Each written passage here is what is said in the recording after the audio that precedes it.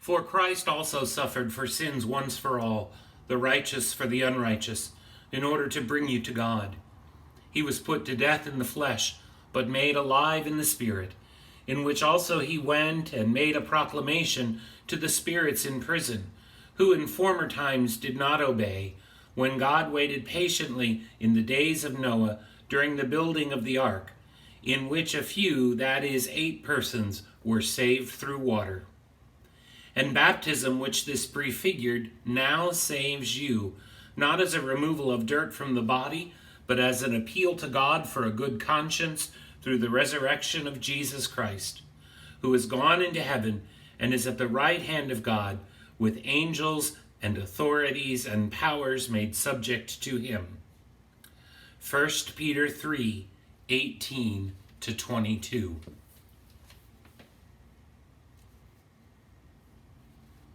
Hello, friends. At St. Luke's Episcopal Church in Kalamazoo, Michigan, we display this icon on every Sunday of the Easter season and at funerals. It's an icon of the resurrection from the late 20th century, written by Elias Papageorgiopoulos, and it hangs in the Church of St. Basil in Athens, Greece.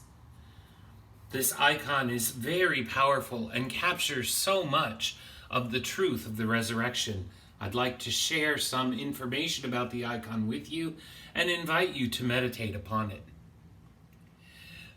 One of the first things that you notice is Christ, robed in white, shining in glory. He is surrounded by a mandorla of light, which displays his divine glory. St. John of Damascus said, "Although Christ died as a man, and his holy soul departed from his pure body, his divinity remained inseparable from both. I mean, both soul and body." The idea here is that Christ went into the full human experience, even to the experience of death and the abyss. And so here is Christ bringing his divinity with him into the pits of hell. You'll notice that here is the pits of hell below him. He's standing on the broken down doors of hell, which are fallen into a shape like a cross. You see the mountains of creation and earth, so that this is an event that has everything to do with creation, the resurrection of our bodies. Here in the pit, you'll notice there are lots of little twisted and broken pieces of metals. Here's a key, here's a lock, here's a hinge, a variety of those. Those are the broken and torn asunder hinges and locks of hell as Christ goes through hell and tears open all the doors and bars and gates. That's a wonderful image. And in fact, Christ is so insistent on pulling us from death into life that here we see him pulling Adam and Eve, representing all of us, out of death and into life. And if you look very closely over here, you'll notice there's Adam's bare foot. And one of the stories is that Christ yanks us from death to life with such force that he pulls Adam right out of his shoes. The idea that Christ goes and preaches to everyone who died before he came to earth and lived and died and rose is represented by these Old Testament figures in the background. These are prophets. This is John the Baptist, who of course died before Christ did. So that the idea here is that everyone before and after Christ has the opportunity to be yanked by the risen one from death into life. It's a beautiful, beautiful image. Angels are in attendance, and up here it simply says the resurrection. It's a beautiful and powerful icon, and it speaks powerfully to the work of Christ in bringing our human experience into the life of God. He even goes into the abyss with us, and also of the promise that he is there to pull us from death into life. So I'd like to invite you to settle for a moment, sit in your chair, put both feet flat on the ground, Place your hands gently on your lap or on your tabletop. Take a nice deep breath in through the nose and out through the mouth. Do that again, in through the nose, out through the mouth. Gaze at your screen at this icon. Just let yourself go, let go of all other thoughts and just gaze at the screen and at this icon.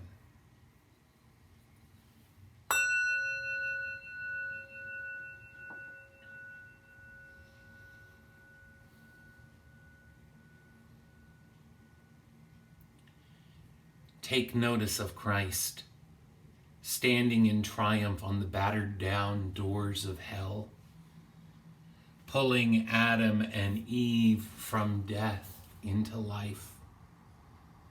The twisted hinges and locks and keys and bars of hell falling to the ground below him.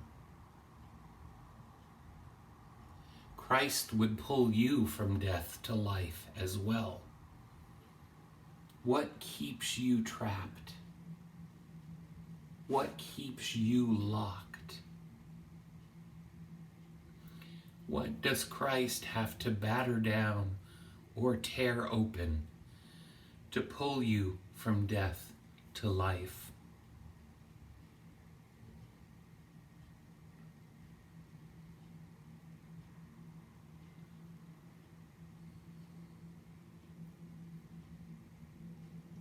Christ stands in the midst of creation, surrounded by mountains and a hill. What part of creation makes you worry? What bodily worries and anxieties keep you away from life in all its fullness? How does Christ speak to you about your beloved creation? Your beloved status as a creature of God? What fears about your body and your created nature do you need to let go of?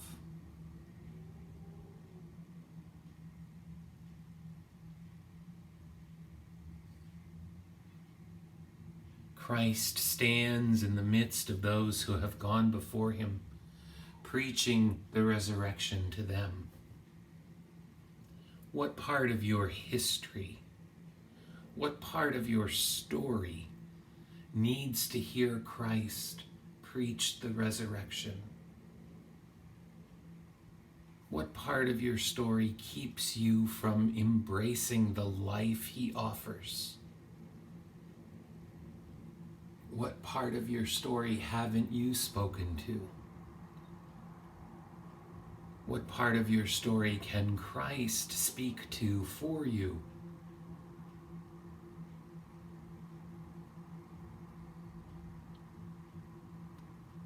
Christ would pull you from death to life. Won't you let him do that today?